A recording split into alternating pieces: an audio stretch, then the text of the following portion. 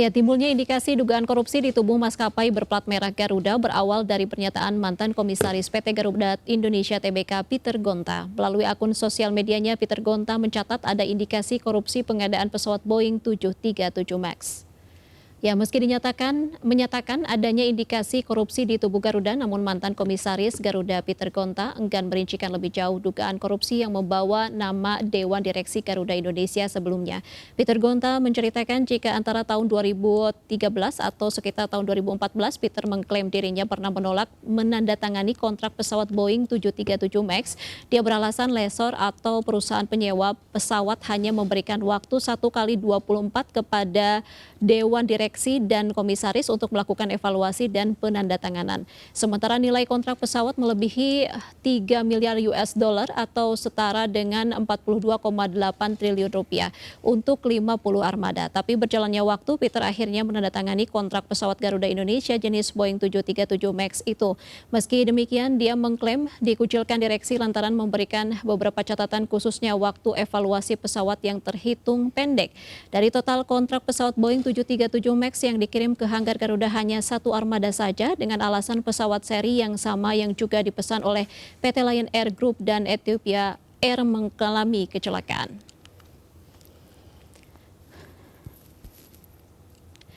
Ya, Peter Gonta selaku mantan komisaris PT Garuda Indonesia kembali membeberkan permasalahan di Garuda yang kali ini disebut-sebut tersandung kasus korupsi.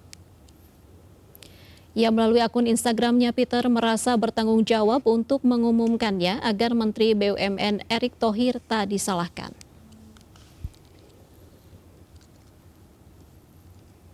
Dan untuk membahasnya sudah bergabung bersama kami ada pimpinan redaksi IDX Channel Mas Sukri Rahmatullah. Selamat sore Mas Sukri. Selamat sore Mbak Salam Irma. sehat Mas Salam Sukri. Sehat. Baik Mas Sukri, tadi baru saja Sekarga, Serikat Karyawan Garuda Indonesia mendatangi KPK dan memberikan dukungan untuk mengusut tuntas adanya dugaan korupsi. Dan sebenarnya mereka mengaku sudah melakukan pelaporan beberapa kali, namun rupanya belum diusut KPK menurut Anda?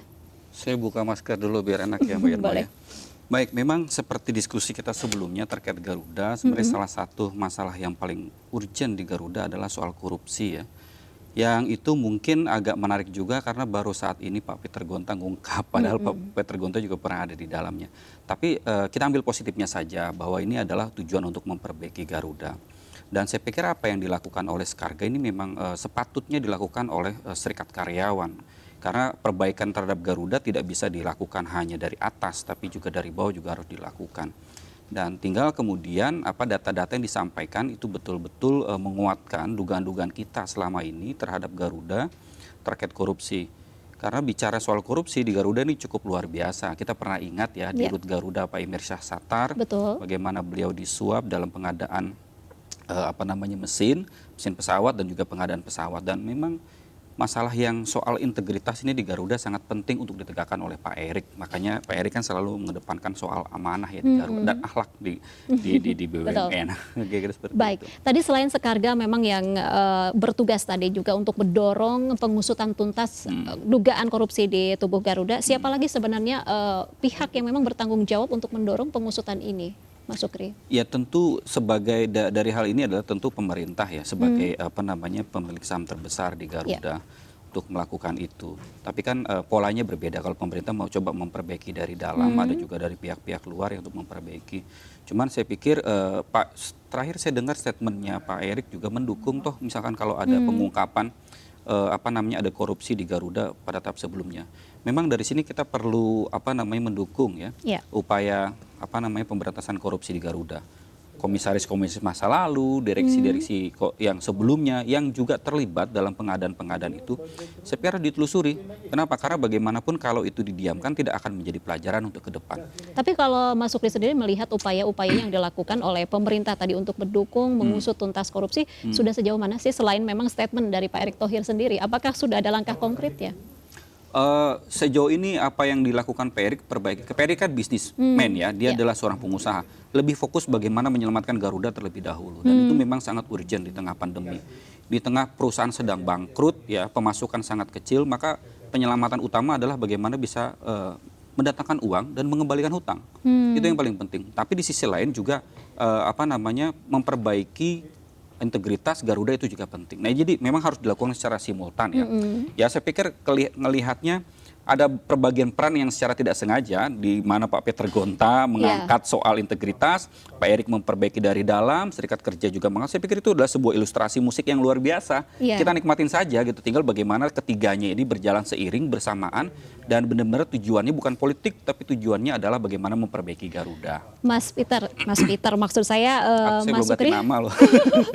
Mas Sukri, maksud saya yang menarik ini adalah Peter Gonta sendiri saat itu menjabat sebagai komisaris, artinya terlibat dalam penandatanganan untuk kontrak. Nah ini bagaimana Mas Sukri? Ya tentu yang paling pertama harus dalam tanda kutip ya, bukan diminta keterangan dalam arti dia tersangka, tidak.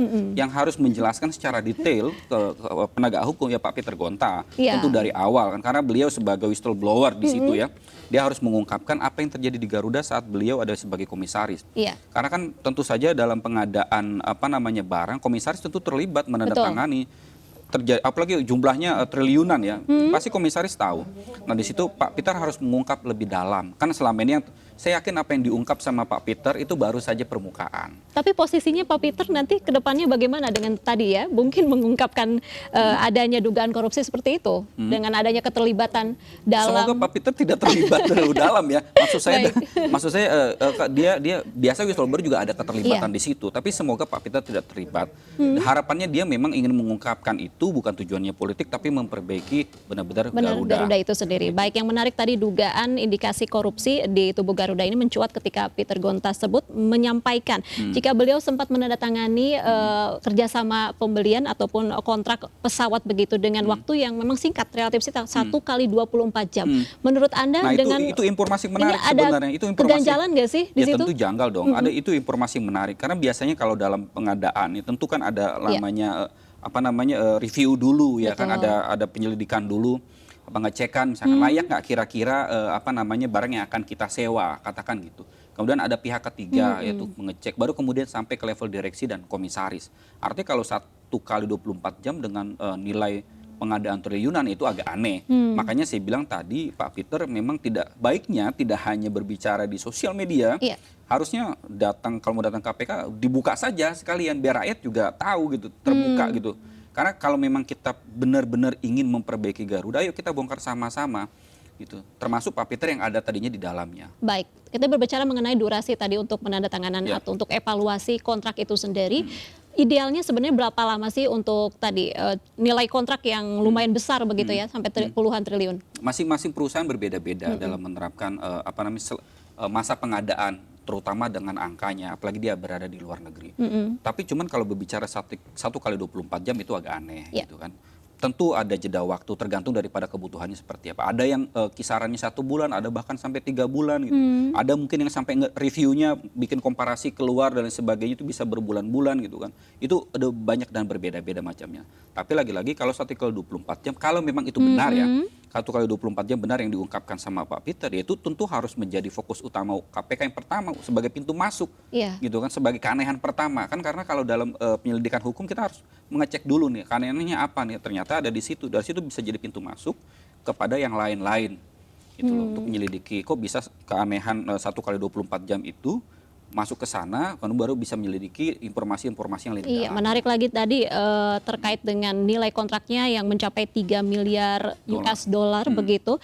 Namun pesawat yang dikirimkan hingga tahun 2020 ini hanya 1 pesawat saja. Apakah sebenarnya keganjalan ini sudah diketahui oleh manajemen dan sifatnya manajemen, sikapnya saat itu bagaimana? Ya harusnya tahu dong, ya kan harusnya tahu. Karena misalkan kalau dia nyewa 20 pesawat terus yang didatangkan 1 kan aneh juga. Iya, betul. Makanya maksud saya justru kita harusnya sebagai masyarakat ini senang ya melihat bahwa hal-hal yang keanehan di Garuda yang selama ini mungkin tidak terdengar atau tidak tercium jadi terungkap, ya kan, itu juga menjadi sebuah perbaikan untuk Garuda ke depan.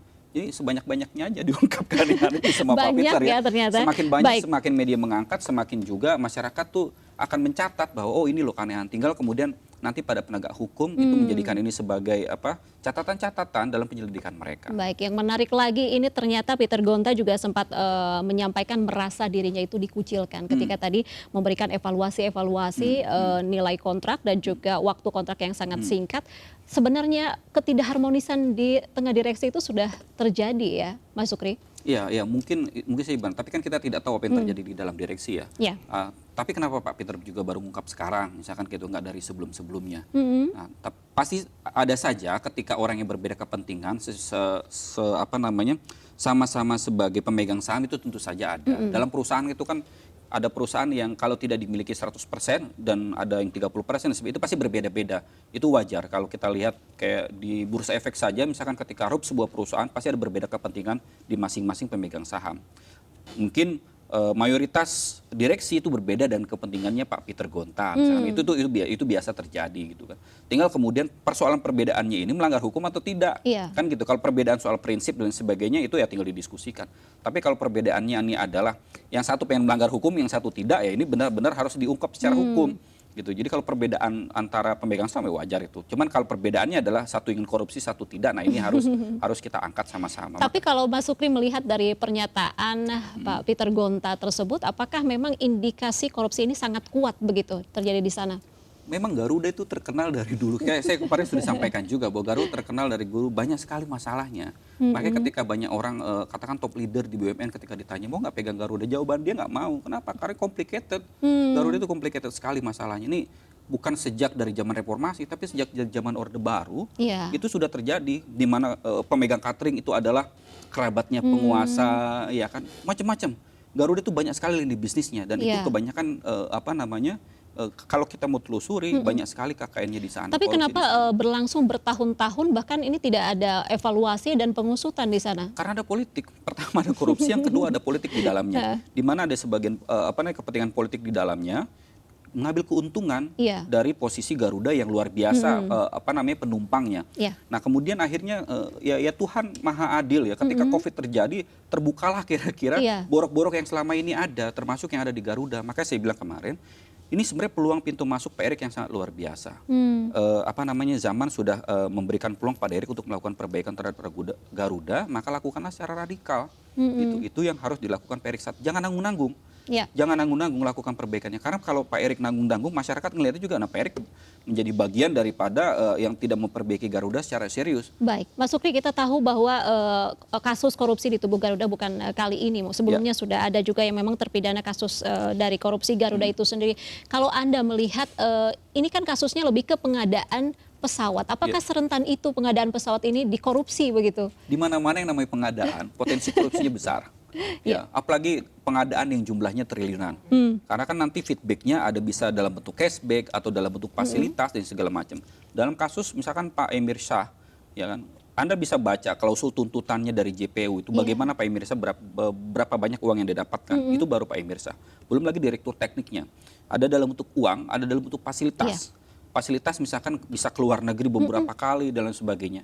Dan setiap laser atau penjual pesawat dari luar negeri tentu dia ingin berebutan, ya kan, bagaimana dia mendapatkan maskapai yang mau membeli pesawat mereka. Maka kemudian janji-janji stimulus itu diberikan. Iya, tapi sejauh ini pengawasan yang dilakukan bagaimana terkait hal tersebut? Sampai banyak sekali tadi ya ada laporan dari Skarga untuk pengadaan itu sendiri. Ya berarti pengawasannya kan tidak maksimal.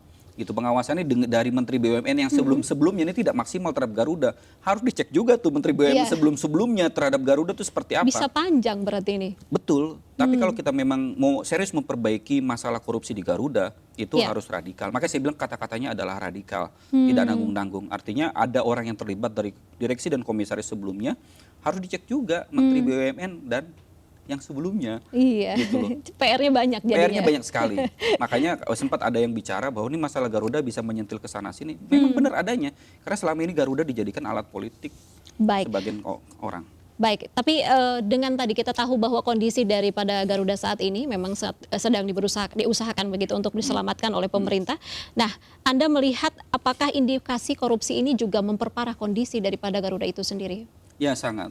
Makanya kan kemudian bicara soal COVID-19, perusahaan yang bertahan adalah perusahaan yang pelakunya memiliki integritas yang tinggi. Integritas yang tinggi. Nah, kemudian yang terhajar adalah orang-orang atau perusahaan-perusahaan yang pelakunya adalah tidak memiliki integritas yang tinggi. Ini yang terjadi. Anda boleh cek sekian banyak perusahaan. Kita di IDX Channel tuh melakukan bukan investigasi tapi analisis terhadap kenapa perusahaan ini bisa bertahan, kenapa perusahaan ini tidak bertahan. Ada faktor karena keadaan dia belum diuntungkan, tapi ada faktor juga integritas si pelakunya. Ketika dia sebelum COVID itu melaksanakan perusahaannya dengan tidak integritas, ada korupsi dan di dalamnya COVID ini menghajar dia lebih cepat. Ketimbang ini salah satu faktor ya, selain faktor-faktor yang lain. Nah, salah satunya adalah integriti di Garuda. Garuda utamanya adalah masalah Garuda yang paling utama adalah soal integritas. Satu dari suap, kedua Brompton, ketiga laporan keuangan. Tiga-tiganya ini adalah kasus integritas yang terjadi di Garuda. Ya kan? Integritas ini menyebabkan mereka high cost, kemudian ketika COVID terjadi, high cost itu mempercepat mereka menjadi turun pendapatannya. Gitu. Itu kalau misalkan perusahaannya memiliki integritas, terkena pandemi, dia akan lebih cepat pulih. Dari bulan Maret banyak kok perusahaan dari bulan Maret COVID itu di bulan Agustus udah banyak yang sudah recovery di tahun 2020. Garuda sampai hari ini. Ya, sulit, banyak sekali PR-nya yang Salah memang satunya harus adalah soal integritas tadi. Ada pihak juga yang menyampaikan jika kondisi Garuda saat ini karena berkaitan dengan salah urus manajemen di masa lalu. Anda setuju? Oh iya, setuju banget. Memang karena selama ini kan Garuda ditunjuk bukan karena kadang-kadang tidak karena integritasnya, tapi karena kedekatan, bisa dimanfaatkan untuk jadi bancakan para politisi dan sebagainya. Makanya komitmen kita sebagai bangsa untuk memperbaiki Garuda tidak cukup hanya sampai di Menteri BUMN. Memang Menteri BUMN bisa menjadi panglima, tapi para politisi juga harus punya integritas juga untuk memperbaiki Garuda. Karena kalau Menteri BUMN sendirian, bisa jadi Menteri BUMN itu akan menjadi sasaran yang sangat empuk, ya kan, untuk disalahkan ketika Garuda ini tidak cepat pulih sebagaimana ditargetkan. Baik, kita harapkan tentu saja tadi ada pengusutan tuntas di tubuh Garuda itu sendiri supaya tadi benar-benar memperbaiki Garuda untuk kedepannya lebih baik. Betul. Terima kasih Mas Sukri Rahmatullah, pimpinan redaksi IDX Channel sudah bergabung bersama kami. Selamat sore, salam sehat. Salam Mas sehat. Sukri. Dan pemirsa kami masih akan kembali usai jeda, tetaplah bersama kami. Terima kasih.